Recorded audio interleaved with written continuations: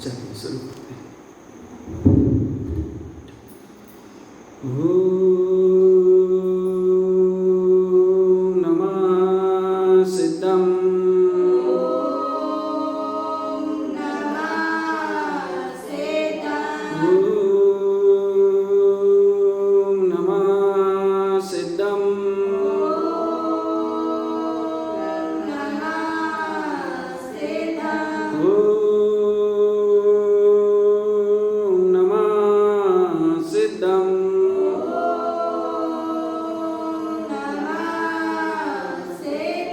अपानं शुद्धपानं परमप्पा विमलनिर्मलं स्वरूपं सिद्धस्वरूपं पेच्छति नमाम्यहं परमदेवदेवस्य। बोलिए श्री गुरु महाराज की जय हो। यहाँ पर सम्यक दर्शन के 8 अंगों की चर्चा में, जैसा कि आज तृतीय दिवस निर्विचिकित्सा अंग का दिन है, आज अपन ने लेकिन निसंकेत अंग की चर्चा की थी।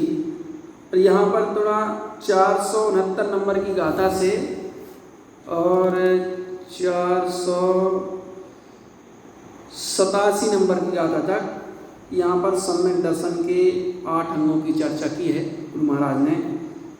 यह श्री उपदेश शुद्ध सार जी ग्रंथ है। इसमें अपन अभी थोड़ा सा 2-4 गाथा पढ़ते हैं इसकी। इसमें 469 नंबर की गाथा में क्या कह रहे हैं? दंसन अंग सवोत्तम सम्यक दंसनस्य शुद्ध साभावम अनंत दंसन दिट्ठी शुद्ध सावेन ममल दिट्ठी हो। दंसन अंग सवोत्तम सम्यक दर्शन के अंगों को कहते हैं। सम्यक दर्शन शुद्ध स्वभावम, यह सम्यक दर्शन शुद्ध स्वभाव के आश्रय से होता है। अनंत दर्शन दृष्टि, पर अनंत दर्शन की दृष्टि होती है। शुद्ध स्वभाव है ममल दृष्टि हो, शुद्ध स्वभाव के आश्रय से ममल दृष्टि का होना, यह ही सम्यक दर्शन कहलाता है। और इसके बाद इस सम्यक दर्शन के 8 अंग अगली गाथा में कह रहे हैं कि निसंकीय नियकंकीय निविदिगिंचामूढ़दिट्ठियो उपगुहन टिकरणं वाचल पावनांगयाष्टमी। तो निसंकेत, निकांचित, निर्विकृष्टा, अमूढ़दृष्टि, उपगुहन, ठितिकरण, स्थितिकरण, वात्सल और प्रभावना, ये 8 अंग कहे गए हैं।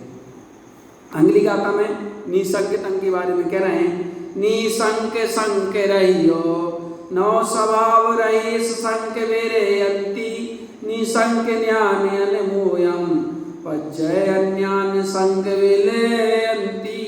निसंक संक रहियो, निशंका रहित रहना ही निसंकेत अंग है। नौ स्वभाव रहीस संक विरयन्ति, और निसंकित रहने से, शंका रहित रहने से क्या कह रहे हैं? नौ स्वभाव, जो नवीन संख्या उत्पन्न होना बिला जाती हैं, वे नहीं होती।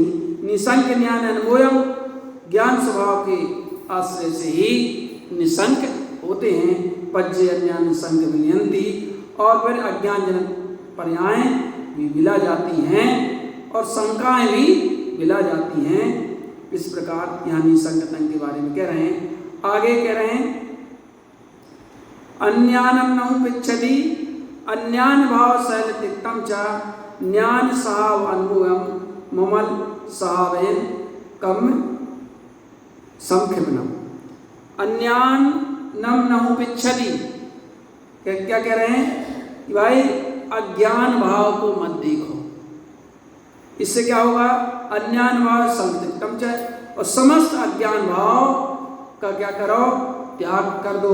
ज्ञान स्वभाव अनुभवम, और ज्ञान स्वभाव के अनुभव न करो। ममल स्वभाव कम संक्षिप्तम, अपने ममल स्वभाव के आश्रय से ही सारे कर्म क्षय हो जाते हैं, ऐसा कह रहे हैं। इसके बाद यहाँ पर 473 नंबर की गाथा में कह रहे हैं पर पज्जाव न पिच्छम पज्जय परिणाम शैल गलियम चा ज्ञान साव सुसंयम निसंक भाव कम विलयंती। यहाँ तक 473 नंबर की गाथा तक निसंकत अंग का यहाँ पर कथन किया है। पर पज्जाओ न पिछम, क्या कह रहे हैं कि पर्याय को मत देखो, पज्जय परिणाम सहल गलियम चा, ये सारे जो पर्याय या जो परिणाम हैं सहल गलियम चा, ये क्या है, गल जाने वाले हैं। पर्यायी भाव जितने भी हैं वो सब गल जाने वाले हैं। ज्ञान साव सुसंयम, अपने स्वसमय शुद्धाप स्वभाव को ही जो ज्ञान स्वरूपी है उसको देखो। निसंक भाव कम विलयंती, और उस ज्ञान स्वभाव के आश्रय से ही निसंक होते हैं और सारे भाव क्या हो जाते हैं, मिला जाते हैं। ऐसा यहाँ पर निसंकित अंक तक 473 नंबर की गाथा तक निसंकित अंक का कथन किया। और आगे इसके बाद निकांक्षित अंग के बारे में कह रहे हैं। तो दूसरा अंग कौन सा है, निकांक्षित अंग। पहला अंग कौन सा है, निसंगत। दूसरा कौन सा है, तीसरा कौन सा है, निर्विचिकित्सा, ठीक है ना। चौथा कौन सा है, निसंकित, निकांक्षित, निर्विचिकित्सा और अमूढ़ दृष्टि, ठीक है ना आया। तो चौथा कौन सा, अमूढ़ दृष्टि। पांचवा कौन सा है, उपगुमान। छठवां स्थितिकरण, सातवां वात्सल और आठवां प्रभाव। ये 8 अंग है ना, याद होना चाहिए। अपन देखो, अपन 8 अंगों की आराधना कर रहे हैं तो कम से कम इन 8 अंगों के नाम तो अपन को मालूम होना ही चाहिए ना, तब तो अपन इन 8 अंगों की आराधना कर सकते हैं। अब नाम ही पता नहीं हो तो अपन कैसे आराधना करेंगे बताओ, है ना। तो नाम तो कम से कम उनको, नाम ही नहीं, नाम भी मालूम होना चाहिए, उनका चिंतन भी होना चाहिए, और फिर उन अंगों को अपन को ग्रहण भी करना चाहिए। ग्रहण करना है क्योंकि मनुष्य जीवन बड़ी दुर्लभता से प्राप्त हुआ है। इस दुर्लभ मनुष्य जीवन को प्राप्त करने के बाद भी अगर हमने अपनी आत्म अनुभूति नहीं की, सम्यक दर्शन की प्राप्ति जीवन में नहीं की, तो ये समझ लीजिए सब कुछ करते हुए और सब कुछ किया, तो समझ लीजिए सब कुछ करते हुए भी हमने कुछ भी नहीं किया। ये मनुष्य जीवन मिला है तो मुझे तो आत्म कल्याण करना ही करना है, ऐसा दृढ़ निश्चित सिद्धांत हमारा होना चाहिए। एक हमारा एक है कुछ हमारा लक्ष्य तो होना चाहिए भाई, कि नहीं हमें इतना कुछ करना है, इतना तो एक सीमा तो होना चाहिए कि नहीं हमें इतना करना ही करना है ना। जैसे एक कोई मजदूर है, देखो ये अपने यहाँ देश में नहीं होता, दूसरे देशों में जैसे जापान है या दूसरे देशों में क्या होता है कि एक मजदूर है तो एक मजदूर को एक काम दे दिया जाता है कि आपको मान लीजिए यहाँ पुताई करना है, तो एक इस दीवार में पुताई करना है, इतनी दीवार में आपको पुताई करना है, ये ऐसा काम दिया जाता है कि आपको एक दिन में इतनी दीवार को पोत करके कंप्लीट करना है। ऐसा नहीं कि नहीं पूती है या नहीं पोत पाए, ये बहाना नहीं चलता, मतलब ये करना ही करना है। ऐसे ही अपने जीवन का भी एक लक्ष्य होना चाहिए, है ना, कि नहीं मुझे तो इतने समय में ये चीज हासिल करना ही करना है ना। ये मनुष्य जीवन मिला है और जीवन का कोई भरोसा नहीं, कब पल का कोई भरोसा नहीं है, बोलो नहीं है ना। तो मुझे तो सीखता जल्दी से जल्दी मुझे सम्यक दर्शन की प्राप्ति, आत्मानुभूति करना ही करना है ना। एक लक्ष्य बना करके अपन को चलना चाहिए। तो यहाँ पर निसंकित और निकांक्षित, तो शंका नहीं करना, ये निसंकित अंग है। जिनेन्द्र के वचनों में शंका नहीं करना, ये निसंकित अंग है। और निकांक्षित, धर्म को धारण करके संसार के विषय भोगों की इच्छा नहीं करना, कामना नहीं करना, ये निकांक्षित अंग है। संसार के विषय भोगों की आकांक्षा नहीं करना। देखिए पुण्य के योग से मिलता है वो एक अलग बात है, पुण्य के योग से मिले उसमें कोई बात नहीं है, लेकिन पुण्य के योग से मिली धन संपत्ति या जो वैभव है उसमें उस वैभव को में आसक्त नहीं होना, क्योंकि ये जो वैभव मिला हुआ है ये वैभव भी हमें क्या कर्मों के द्वारा व्याप्त है या दिया गया है या अधीन है, कर्मों के अधीन है ना भाई। ये जो वैभव हमें मिला है, संसार का वैभव मिला है, जो कुछ भी हमें मिला है, ये कर्माधीन है, कर्म के उदय से प्राप्त है। और कर्म के उदय से प्राप्त जो वैभव है, उसका कोई भरोसा नहीं है। जब तक तेरे कर्म का सद्भाव है तब तक है, इसलिए उसमें क्या होना, उसमें आसक्त नहीं होना।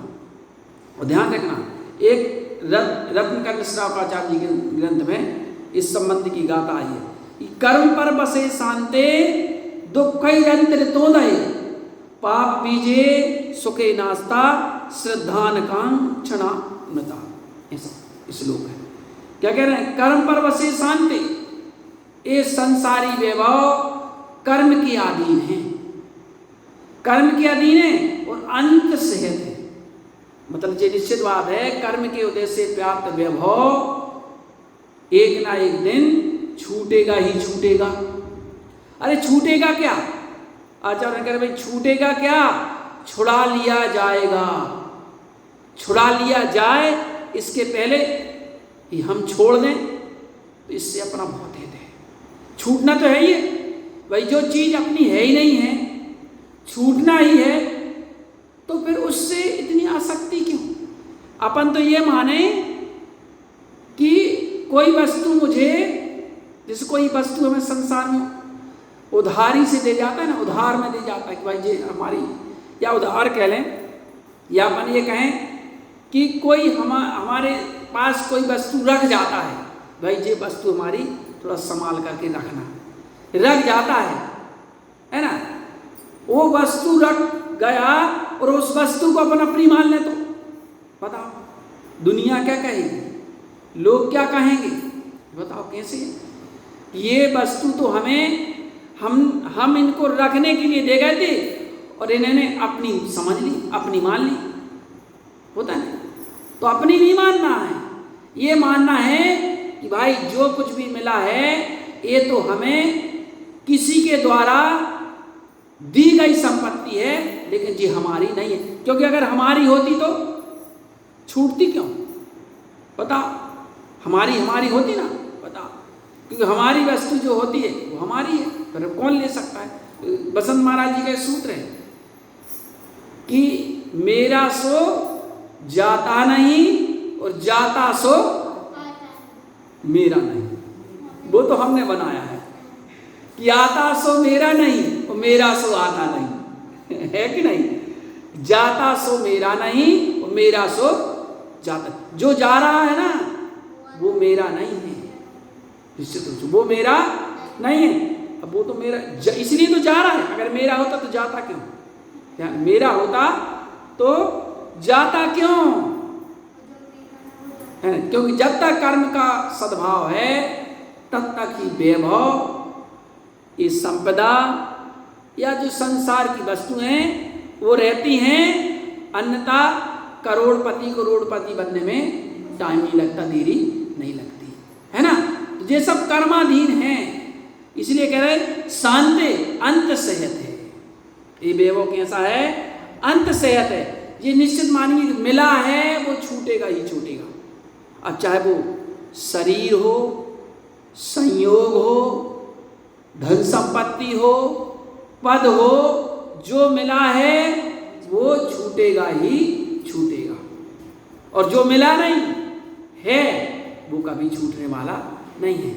आत्मा हमेशा से है और हमेशा रहेगा, इसलिए वो कभी छूटेगा नहीं। ये शरीर मिला है ना, तो एक ना एक दिन निश्चित है ये छूटेगा। आज छोटे बच्चे से भी पूछ लो तो वो भी जानता है, वो भी बता देगा कि जन्म हुआ है तो मरण निश्चित है, निश्चित तो है, लेकिन अपन उसको स्वीकार नहीं करते, ये अपनी अज्ञानता है। जो मिला है वो छूटेगा, जो मिला है आज नहीं तो कल, क्योंकि मरण ही है, जब शरीर ही नहीं रहने वाला बताओ तो और चीजें तो तन से जिसका एक नहीं है, सुतती मित्रों से कैसे, चर्म दूर होने पर कैसे रोम समूह कहें कैसे, बताओ। है तन से इस शरीर भी मेरा नहीं है, सबसे नजदीक का पड़ोसी, तन से जिसका एक नहीं है, ये भी मेरा नहीं है, तो सुखती है मित्रों से कैसे बता। तो सुख है ना अपने है, हाँ वही तो जे अपने रहेंगे, जे नहीं रहेंगे। और चर्म दूर होने पर कैसे हो जाए? अगर मान लीजिए ये शरीर से चमड़ी को अलग कर दी जाए तो ये रोम रह पाएंगे क्या? नहीं रहेंगे। तो ऐसी बात है, जब शरीर ही नहीं रहने वाला है तो ये धन है, संपत्ति है, मित्र है, परिवार है, ये कैसे रहेंगे कोई बताओ। इसलिए कोई संयोग हुआ है तो वियोग होगा ही होगा, ठीक है।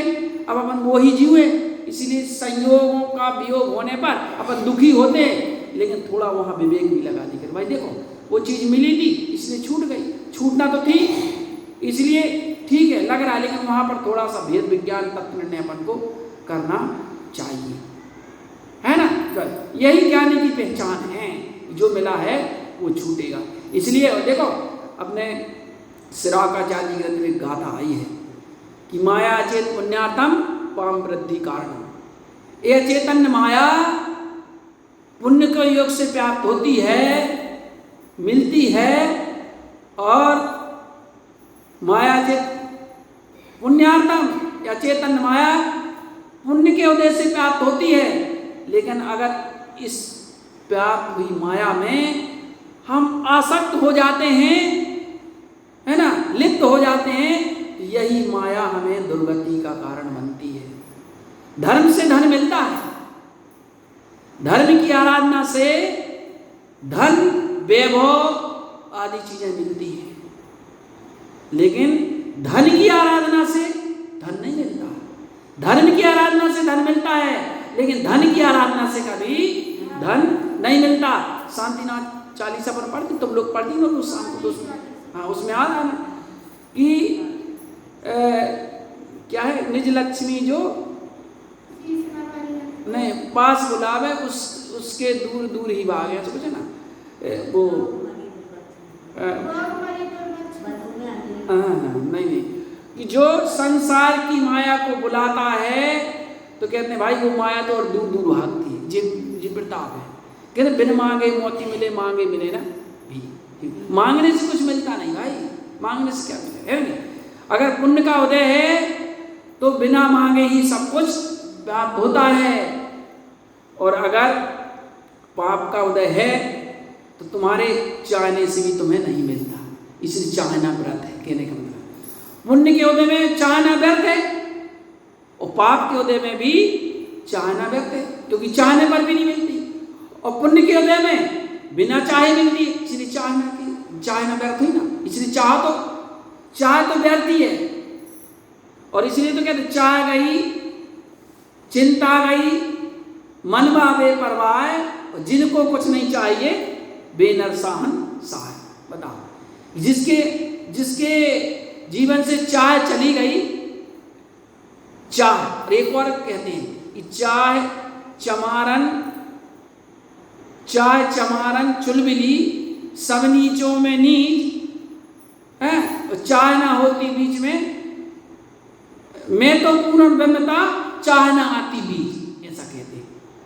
ये इसकी क्या ये कहा गई, चाह चमारन चुलबिली, कैसी है चाह? चाह नहीं कह रहे हैं, चाह कह रहे हैं। ये बड़ी चाह चमारन चुलबिली, चमारन का मतलब ये चमड़ी की चाह है, वो चमार नहीं समझ लेना कि वो चमार है ना। चाह चमारन चुलबिली मतलब चाह जो है किसकी, इस चमड़ी की चाह चुलबुली है ना, बेकार है। क्योंकि इस चाह ने ही कि मैं तो पूर्ण था, मुझ में कोई कमी नहीं थी, मैं परिपूर्ण हूँ, आत्मा परिपूर्ण है, इसमें किसी प्रकार की कोई कमी नहीं है ना। कमी है आत्मा में कुछ नहीं, परिपूर्ण है आत्मा, तो सर्वगुण संपन्न है। लेकिन तू तो ब्रह्म मगर आशा का पासा बांध फिरे, अरे काहे भूल फिरे, है ना। तो पूर्ण ब्रह्म है ना, पूर्ण ब्रह्म है, लेकिन क्या कितनी चाह तू कर रहा है, तुझे कुछ चीज की जरूरत नहीं है, तू परिपूर्ण है ना, बताओ। लेकिन चाह कितनी है, चाह तो इस जीव को इतनी है, इतनी चाह है, कहते ना कि जितने चाहे कितनी है, इच्छाएं कितनी है मनुष्य की, क्या नहीं चाहता बोलो, है कितनी, जितने वो है ना, जितने अंबर में है तारे, जितने अंबर में है तारे, जितने सागर में है बुध बुध, जितने अंबर में है तारे, उतने हैं अरमान हमारे। अरमान और इच्छाएं कितनी है, अनंत है। इच्छाओं की कोई सीमा नहीं है। तो कितनी कितनी हमारी इच्छाएं होती हैं, लेकिन इच्छा से कुछ मिलता है, मिलता नहीं है। इसीलिए इच्छा क्या करना है, इच्छा नहीं करना भाई, स्वयं मिल जाए तो एक अलग बात होगी, लेकिन ऐसी इच्छा नहीं करनी। और ऐसी भी इच्छा क्या करते हैं, ऐसी इच्छाएं भी लोग करते हैं कि जो पूर्ण होने वाली नहीं, ऐसी ऐसी इच्छाएं भी करते हैं लोग जो संभव ही नहीं है। अब मान लीजिए कोहिनूर हीरा के बारे में सुना ना आपने, तो एक ही था, वो कहते हैं कहाँ चला गया बेटे, है ना, कहाँ चला गया वो, है ना, ले गए यहाँ से, भारत से ले गए। अब एक ही है, अब सब उसकी चाह करने लगे, तो बता सब कुछ संभव है क्या, संभव नहीं। तो चाह तो इतनी इतनी है।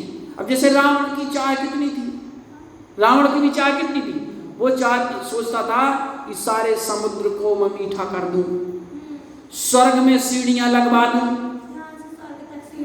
सीढ़ियां बना दूं, है ना, सोने में सुगंध पैदा कर दूं, हाँ सोने में सुगंध पैदा कर दूं। और क्या है बता दे रानी, ये वर्षा, और क्या था वर्षा, नहीं पता है। अच्छा हाँ, सोने में सुगंध ला दूं। बताओ कैसी इच्छाएं थी। और ये इच्छाएं ऐसी थी कि जो अपन ये कहें कि अनुपलब्ध की प्राप्ति की, जो अनुपलब्ध मतलब जो प्राप्त नहीं होने वाला उसकी भी इच्छा, जो होने वाला नहीं उसकी भी इच्छा। बता ऐसी इच्छा, ये का इच्छा ही तो दुखी करने वाली ना जीव को। ठीक नहीं, क्या अपन उस पहले दिन प्रथम दिन अपन ने समझा था भाई, जहाँ शंका होती है वहाँ भय होते हैं, और जहाँ भय होती है वहाँ आकुलता होती है, और जहाँ आकुलता होती है वहाँ ही दुख होता है। जहाँ आकुलता है, चाय की आकुलता है ना, तो वहाँ ही तो दुख है। इसलिए प्राणी दुख होता है। संतोषी नर सदा सुखी, जो प्राप्त है वह पर्याप्त है। सम्यक दृष्टि जीव जो प्राप्त है उसमें ही क्या रहता है, संतुष्ट रहता है। अपर्याप्त की ओर भागता नहीं है, क्योंकि आप अपर्याप्त की ओर अपन भागेंगे तो दुख के अलावा और कुछ मिलने वाला नहीं है। जो प्राप्त है उसमें ही संतुष्ट रहता है सम्यक दृष्टि जीव, है ना।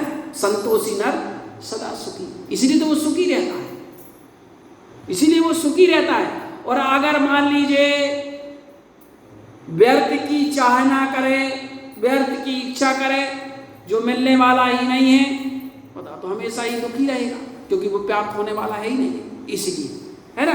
तो जो प्राप्त है वो पर्याप्त है, और मुझ में क्या कमी है देखो। हमेशा इसलिए तो आचार्य में कभी हमेशा अपने नीचे वाले को देखना चाहिए, है ना। देखो मेरे पास तो सब कुछ है, मेरे पास तो हाथ भी है, पैर भी है, आंखें भी हैं, कान भी से भी सुनाई दे रहा है ना, और इतना सब वैभव है। लेकिन दुनिया में ऐसे भी लोग हैं जिनके पैर भी नहीं है, जिनकी आंखें भी नहीं है, है ना। बताओ ऐसे ऐसे लोग भी हैं, बताओ। तो मेरे पास तो सब कुछ है ना, पैर भी नहीं है। देखो एक लड़की थी, उसको कहीं वो जा रही थी, तो कोई ट्रेन से कहीं जा रही थी, तो कोई अब उपद्रवी होती है, तो कोई छेड़छाड़ के उसमें उसको ट्रेन से नीचे फेंक दिया। फेंका तो उसके दोनों पैर कट गए, लेकिन वो बच गए। बताओ, लेकिन उसमें उत्साह और इच्छा इतनी प्रबल थी, दो पैर नहीं होने पर भी वो बाद में कृत्रिम पैर उसको लगाए गए, और कृत्रिम पैर लगा करके वो एवरेस्ट की चोटी चढ़ गई। बताओ, है ना। तो आदमी क्या नहीं कर सकता, अर्थात उसमें प्राप्त करने की प्रबल इच्छा होना चाहिए। भाई जो प्राप्त है वो पर्याप्त है मेरे लिए, मैं इसको जो प्राप्त है उस प्राप्त में ही मैं क्या कर सकता हूँ, उस प्राप्त में ही मैं क्या कर सकता हूँ और क्या नहीं कर सकता। अरे मनुष्य तो मोक्ष की प्राप्ति कर सकता है, तो बताओ क्या नहीं कर सकता, वो हो सकता है। बस उस अनुरूप हमारा प्रयास होना चाहिए, पुरुषार्थ हमारा होना चाहिए, रुचि होना चाहिए, तो हमारे जीवन में हमें वस्तु प्राप्त होगी, है नहीं। लेकिन जो अपर्याप्त होने वाली नहीं है, पर्याप्त होने वाली, उसके पीछे हमें नहीं भागना। संसार की वस्तुओं के पीछे तो हमें भागना नहीं चाहिए। इसलिए नहीं भागना चाहिए क्योंकि वो क्षणिक है, सदा रहने वाली नहीं है ना, जो ये सदा रहने वाली नहीं है, इसलिए उनके पीछे तो नहीं भागना चाहिए। हाँ, जो शाश्वत है, जो सदा रहने वाला है, उसकी प्राप्ति के लिए जरूर ही हमें प्रयास करना चाहिए। निकांचित अंग मतलब क्या? निकांचित अंग मतलब होता है कि धर्म को धारण करके संसार के विषय भोगों की आकांक्षा चाहना नहीं करना चाहिए। ये निसंकित निकांचित अंग कहलाता है। और अभी यहाँ पर ने सूत्र पर जो बात की थी, कर्म पर बसे शांति दुख कई रंत्र तो दाई। देखो, तो संसार की जो माया होती है वो कैसी होती है? कर्म के अधीन होती है, अंत सहत होती है, और दुख कई रंत्र तो दाए, दुख मिश्रित होती है। कोई भी संसार का सुख देख लो कि वो अभी वर्तमान में सुख रूप लगेगा, लेकिन कुछ समय बाद वही चीज दुख रूप हो जाती है। देखो, अभी अपन पंखा चला रहे हैं, है ना, और एक समय ऐसा भी होगा अगर ठंडा आ गई तो बताओ यही चीज दुखकारी भी हो जाएगी, तो आकुलता का कारण हो जाएगी। अपन भोजन करते भूख लगे तब तो भोजन अच्छा लगता, सूखी रोटी भी हो तो अच्छी लगती है, और अगर पेट भरा हो तो 56 प्रकार के भोग भी हो तो वो भी अच्छे नहीं और दुखदायी हो सकते हैं, है ना। ये विचार करने वाले संसार के सुख ऐसे ही है कि कुछ समय का सुख और फिर थोड़ी देर बाद वही चीज दुखदायी हो जाती। भूख लगे तब तक भाई अच्छा है, और भूख की शांति हो जाए, शांत हो गई, तो वही पदार्थ हमें दुख के कारण हो जाते हैं। इसलिए कह रहे हैं यह कैसा है? वह दुख मिश्रित है। और पाप बीज, कह रहे पाप का बीज है इस संसार के विषय भोगों को भोगना। क्या है? क्योंकि अगर भोगेंगे तो यही भोग हमें दुर्गति में कारण बनते। पुण्य के उद्देश्य से प्राप्त होते हैं, लेकिन देखो पुण्य के उद्देश्य से प्राप्त होते हैं, लेकिन यही भोग हमें दुर्गति में ले जाने के कारण बन जाते हैं। इसलिए ऐसा श्रद्धान करना कि भाई ये दुखदायी हैं, संसार के विषय भोग दुखदायी हैं। अब मैं क्या कर सकता हूँ? मुझे ये सारी चीजें प्राप्त हुई हैं, तो मुझे क्या करना है कि मुझे ये करना है कि अब भाई इन सारे विषय भोगों से, संसार की माया से मुझे विरक्त होना है। संसार से, शरीर से, भोगों से आसक्ति को छोड़ना है। जितना हो सके उतना तो मुझे छोड़ना है, तो अपने जीवन में भी निकांचित अंग प्रकट होगा, है ना। तो देखो, निकांचित अंग के लिए ये गाथा कह रहे हैं, 74 नंबर की गाथा है, 474 नंबर की। कांक्षा रहित स्वभाव, अपना स्वभाव जो है कैसा है? कांक्षा रहित है, आकांक्षा से रहित है। क्यों आकांक्षा क्यों होगी? क्योंकि आत्मा तो परिपूर्ण है ना। जहां अपूर्णता होती है वहां आकांक्षा होती है। और सम्यक दृष्टि जीव अपने स्वभाव को उसने पहचान कर ली है, तो फिर क्या? इंद्र धर्मेंद्र पज्जाव नहीं पिछम। फिर इंद्र धर्मेंद्र की पर्याय का विवाह चाहना नहीं करता। चक्रवर्ती की संपदा और इंद्र शरी के भोग और काग बीट सम लखत हैं सम्यक दृष्टि। क्या कह रहे हैं?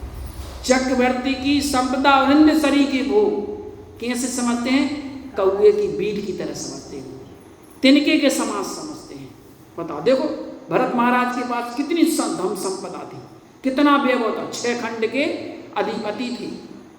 और उनसे किसी ने पूछा, अपन ने सुना भी होगा कि महाराज हमें समझ में नहीं आता कि आपको कहते हैं भरत घर में बैरागी, तो कैसे बैरागी?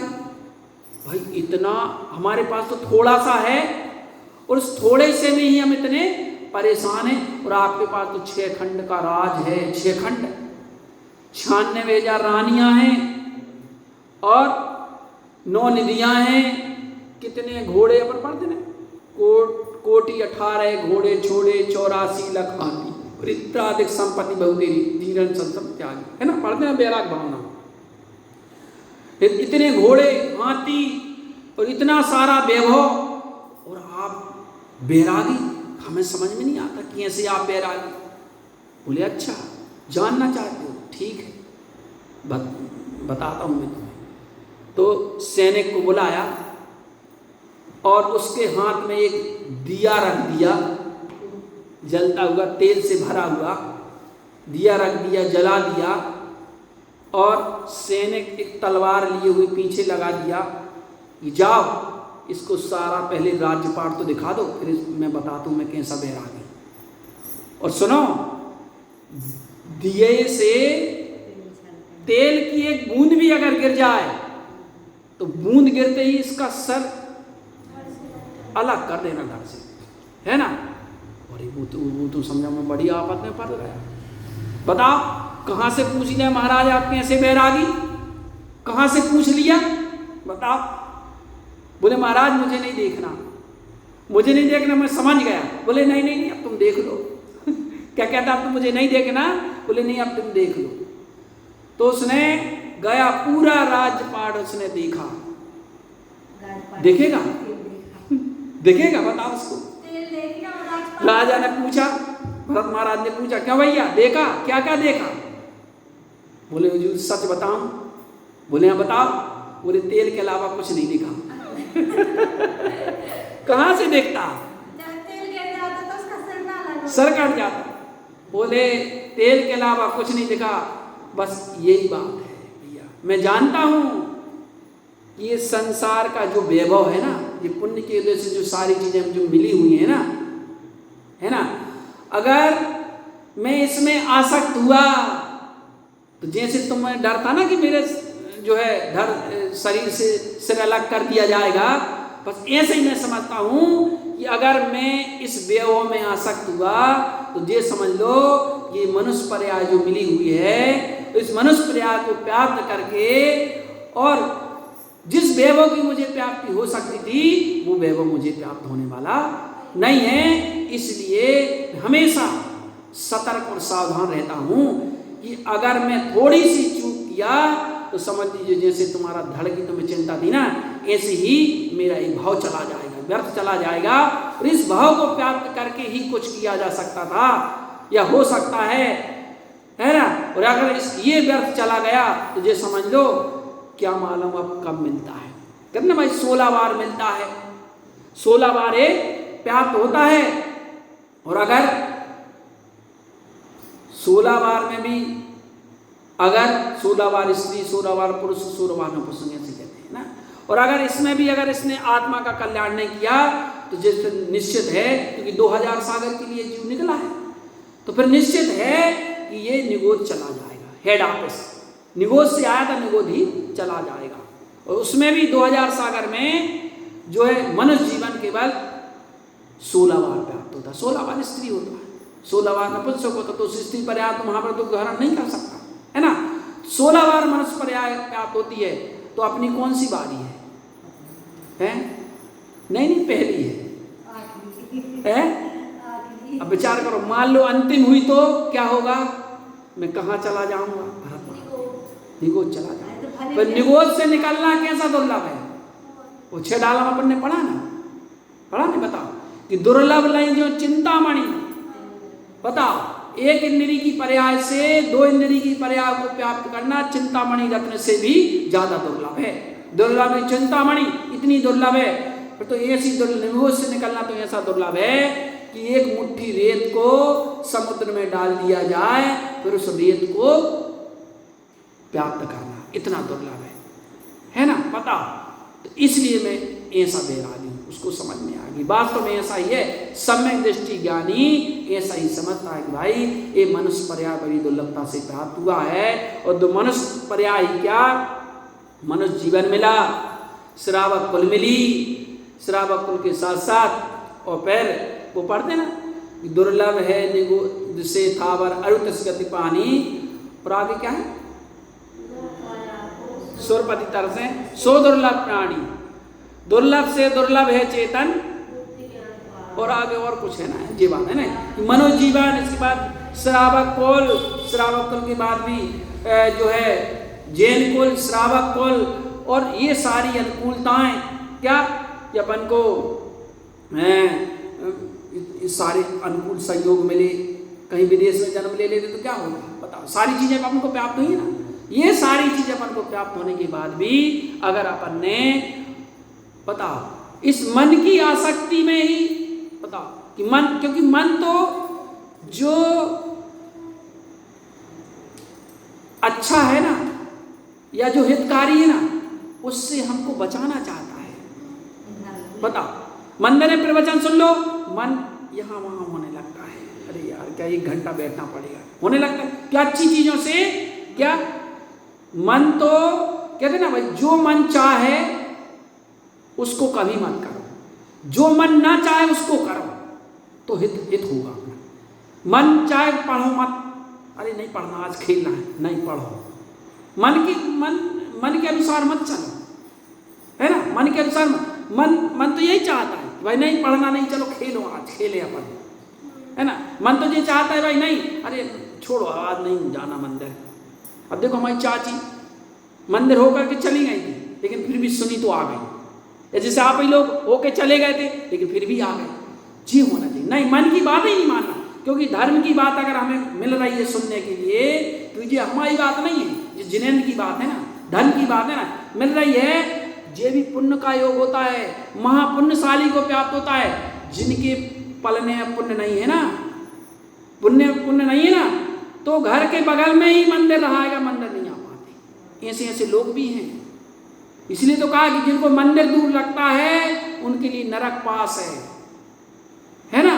जिसको मंदिर दूर लगता है उसके लिए नरक पास है, और जिसको दूर भी रहता हो लेकिन मंदिर पास लगता है उसके लिए मोक्ष पास है। एक हमने देखा, एक महोबा हमारा बरसावास था, तो वहाँ पर हमने देखा एक कोई ललितपुर की रहने वाली अपनी महिला थी जैन समाज की, तो वहाँ पर दिगंबर समाज से थी, तो वहाँ पर मंदिर नहीं था उनका, वो तो पूजा उनका नियम था, है ना, दिगंबर मंदिर नहीं था, वहाँ से 15-16 किलोमीटर दूर था मंदिर। तो बता, और वो इलेक्शन विभाग में थे उसके पति, तो बता, तो वो रोज उनको लेकर के, अपनी पत्नी को लेकर के, और रोज 15-16 किलोमीटर दूर जाया करता था। रोज पूजा का नियम था, अभिषेक का नियम था, रोज वहां जाती थी। देखो ऐसी श्रद्धा होती है, कहने का मतलब है कि नहीं।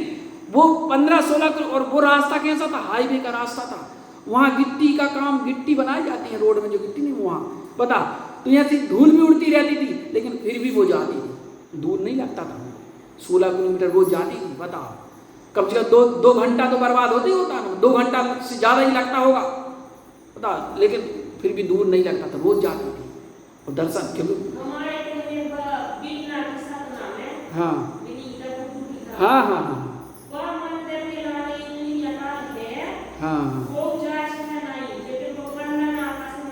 हाँ, अपन नना का दूर है ना उनका, बिल्कुल बिल्कुल ऐसा ही बात है। तो देखो अपना भी ऐसा नियम होना चाहिए, है कि नहीं, क्योंकि धर्म की बात है कि मन तो ऐसा ही है, मन तो भटकाता है, अच्छी चीजों से दूर भगाता है, इसलिए इस मन को रोक करके, क्योंकि अपने पूर्व के ऐसे संस्कार है ना भाई, बताओ। हाँ जी बात है ना, तो इन संस्कारों को तोड़ने का ये मौका है, ये चांस है, इसलिए जो समय मिले उस समय में हमें प्रयास पूर्वक, पुरुषार्थ पूर्वक हमें धर्म में लगाना चाहिए, तो निश्चित रूप से अपना हित होगा, निश्चित रूप से अपन इसी प्रकार धर्म की आराधना करते हुए और उस लक्ष्य की प्राप्ति करें। इसी मंगल भावना के साथ बोलिए श्री गुरु महाराज की जय। नमोस्तु तत्वं चैनन्दयानन्दमयो चेयननन्द सहा परम तत्व पद बिंद पहो नमियो सिद्ध सुभा गुरु वे शिव गुप्त रुई गुप्त ज्ञान सहकार तारण तरण समर्थ मुनि गुरु संसार निवार हमने जो तहो दिन बरई अरे तय जो भय विनाश बहु जो गुणहु अमल ज्ञान पर लो देव को गुरु को धर्म को बारंबार नमस्कार। श्री जी ने वाणी ने बारे वाणी जग जीवों को सुखदायिनी